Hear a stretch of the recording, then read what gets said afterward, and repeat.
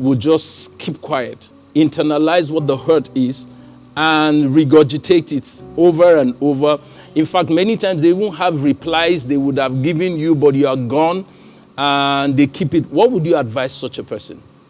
Can I take that? Yes, you can. Okay,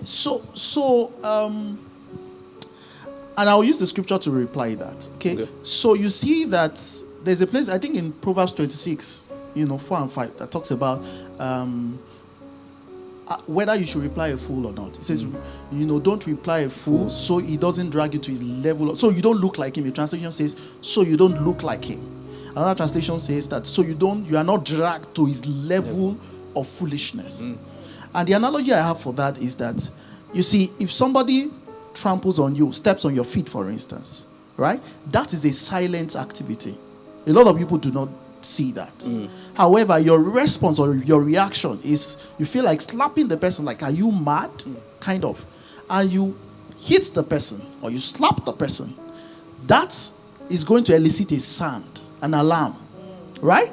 That is going to be in the public glare. Now, people are not going to know what that person did for you, but they are going to see your misdemeanor. Yeah.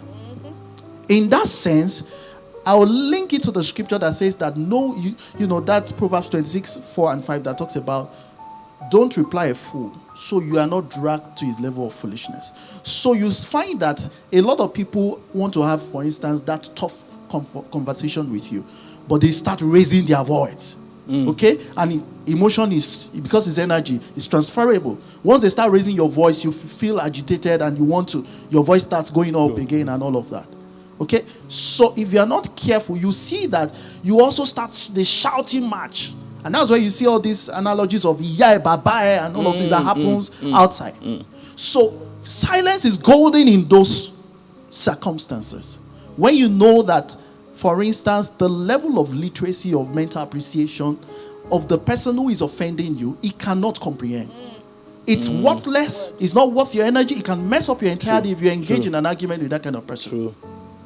However, if you see that this person is committing this as a result of he has the attitude to receive what you have to say, you can internalize it for a while, let the person calm down, take a few moments, okay, and then revert and say, actually, what you did the other time, I stomached it. I would appreciate to be treated this way, okay?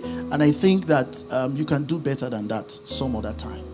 The person is going to appreciate that. So you see the subsequent verse, verse 5 that says that reply a fool so that he doesn't think he's wise in his own eyes. Okay? So sometimes you look, and that's empathy. You look at it like this person doesn't know. That's why people behave according to the level of their knowledge. So you empathize and say, okay, it's because he doesn't know. So let me call him and tell him, okay, next time you need to behave this way.